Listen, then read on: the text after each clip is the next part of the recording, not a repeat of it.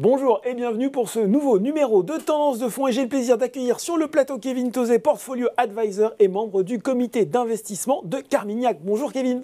Bonjour Laurent. Alors nous sommes à nouveau réunis pour parler de ce fonds Carmignac Portfolio Patrimoine Europe. On s'était parlé en novembre 2021, c'était il n'y a pas si longtemps et pourtant il s'est passé tellement de choses depuis. On rappelle peut-être avant de rentrer justement dans le vif de l'actualité, pour ceux qui auraient été le premier épisode, qui auraient raté le train en marche, on va d'ailleurs leur mettre en lien en bas de la vidéo, l'esprit de ce fonds flexible et à qui il se destine. Alors c'est un fonds multi-actif, c'est-à-dire qu'on peut investir et sur des actions et sur des obligations européennes. C'est un fonds de gestion active, donc nos positions, nos convictions, elles ne sont pas liées à des indices de référence. Et puis c'est un fonds de gestion flexible, c'est-à-dire qu'on a des marges de manœuvre et on les exploite. On peut aller entre 0 et 50% sur les marchés d'actions et historiquement, bien, on l'a fait. Ouais. Et puis la sensibilité aux marchés de taux d'intérêt qui font beaucoup de bruit en ce moment, elle peut évoluer entre moins 4 et plus 10. Et historiquement, eh bien, on a fait entre moins 4 et plus 6. Donc voilà pour ce qui est du fonds. C'est une gestion qui est éprouvée. Le fonds il a été lancé en 2017 dans des environnements de marché très différents. Et c'est une gestion qui est très performante. Elle est premier percentile de sa catégorie Morningstar en termes de performance absolue et relative. Bon, des marges de manœuvre élevées, flexibilité pour répondre justement à un contexte de marché qui est mouvant, et Dieu sait qu'il l'est. Sur cette année 2022, on l'avait abordé avec des risques déjà présents, l'inflation, notamment du côté des prix de l'énergie. Et puis, on a ajouté une crise géopolitique majeure avec l'invasion russe de l'Ukraine. Comment, question évidente, le gérant flexible que vous êtes s'est adapté à cette situation? Alors, on avait un positionnement qui était relativement prudent en début d'année. On avait parlé des incertitudes, du risque de stagflation, donc d'une croissance qui décélère et d'une inflation qui reste là. Puis des cocktail qu'on n'aime pas beaucoup. Non, et puis des banquiers centraux qui, eux, étaient beaucoup plus préoccupés par l'inflation que par le risque d'avoir une croissance. Une baisse de croissance. Exactement. Et donc, on avait autour de 25% d'exposition nette au marché d'actions, à peu près 5% de crédit, et puis 40% de liquidité dans le portefeuille. Alors, quand la crise est venue, on a conduit deux types de changements dans le portefeuille. Un premier qui a plutôt trait à la gestion des risques, c'est-à-dire que l'incertitude grandissant, on a clairement réduit nos expositions au marché d'actions, autour de 5%. On a acheté des couvertures sur les marchés du crédit. On a acheté des positions longues, par exemple, acheteuses sur des actifs comme l'or. Et ça nous a permis, dans le sillage de la crise russe, de poster des performances autour de 0 dans le mois qui s'en a suivi, alors que les indices d'actions et d'obligations étaient en baisse. Et puis, il y en a un deuxième, c'est qu'il ne faut pas perdre de vue, on va dire, la génération de performance sur le long terme. Et donc, on a aussi essayé de tirer parti de cet environnement pour reconstituer des moteurs de performance sur le long terme. Sur les marchés du crédit, par exemple, où les valorisations, elles sont aujourd'hui bien plus attractives qu'elles ne l'étaient. On a aujourd'hui autour de 15%, donc pas toute voile dehors, mais on a remonté un petit peu nos expositions. Et puis, sur les actions, il y a une forme de baisse parfois indiscriminée. Et donc là, on a reconstitué aussi des positions sur des sociétés de biotechnologie, par exemple, ou d'implants dentaires qui sont particulièrement prometteuses sur le long terme. Bon, donc un fonds qui a plutôt bien encaissé l'épisode récent et dont on ne sait pas combien de temps il va durer.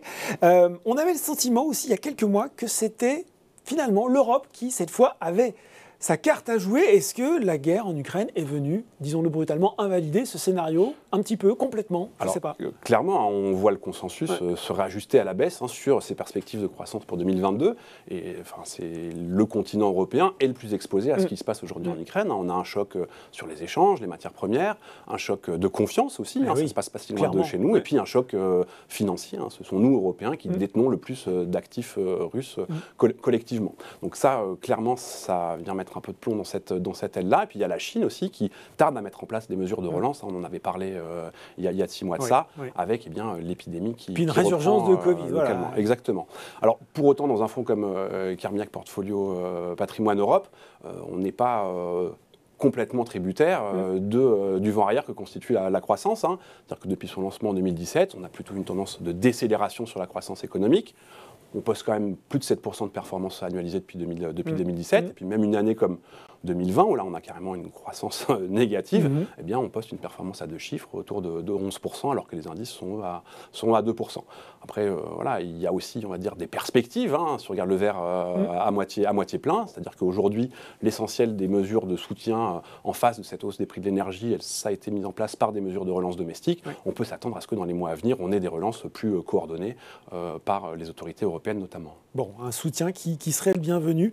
Vous nous aviez aussi expliqué en novembre dernier, comment vous alliez chercher les pôles d'innovation majeurs, justement sur le long terme, dans la santé par exemple, dans les entreprises aussi qui étaient championnes dans leur domaine, dans l'industrie.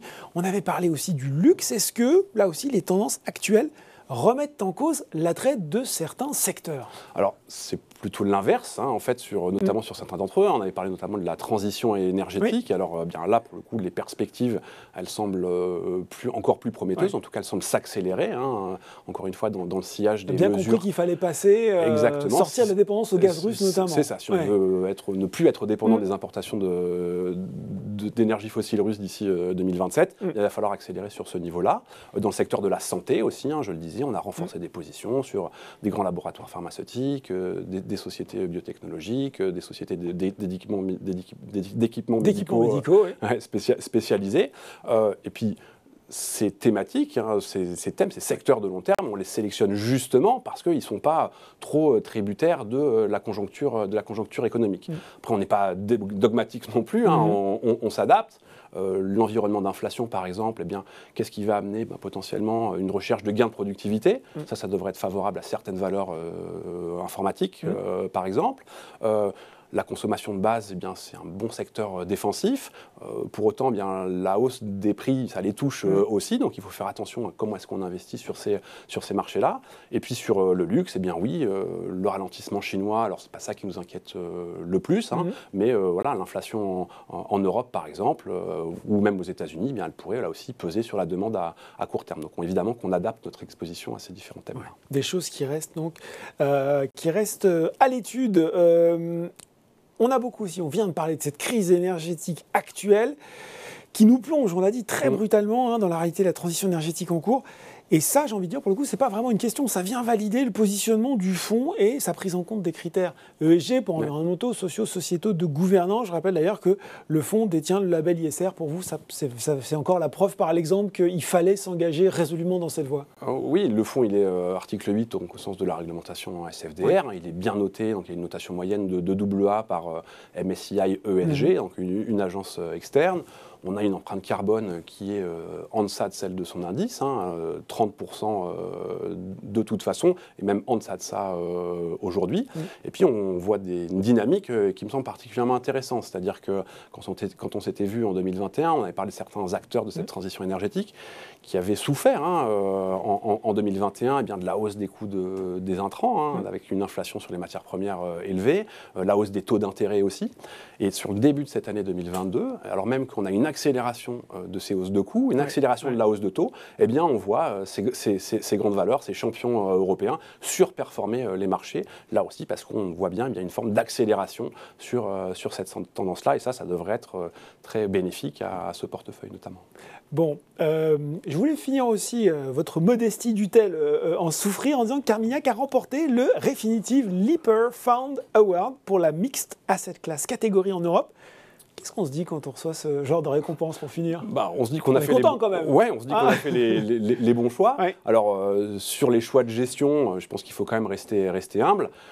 Comme pourraient le dire les deux gérants anglophones du fonds, you're only as good as your last game. Oui. Et donc ça, toujours rester au top, quoi. Ça peut évoluer aussi. Mais au-delà des choix de gestion tels qu'ils sont mis en place dans le portefeuille, je pense que c'est le signe que ce fonds-là, cette solution de gestion, elle apporte une vraie réponse à la conjoncture actuelle, à la problématique des investisseurs actuels, qui a vu des marchés d'actions, des marchés d'obligations bouger de concert. C'est-à-dire qu'on voit des actifs risqués et des actifs plutôt défensifs bouger dans le même sens. Et cette gestion active et flexible, c'est une vraie réponse à, on va dire, la problématique auxquelles font face les investisseurs ou à quoi ils ont été habitués.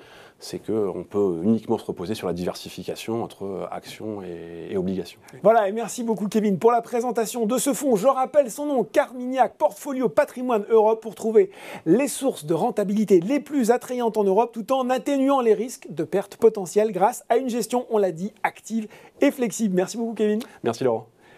Tendance de fond, c'est fini pour aujourd'hui. À très bientôt pour un nouveau numéro.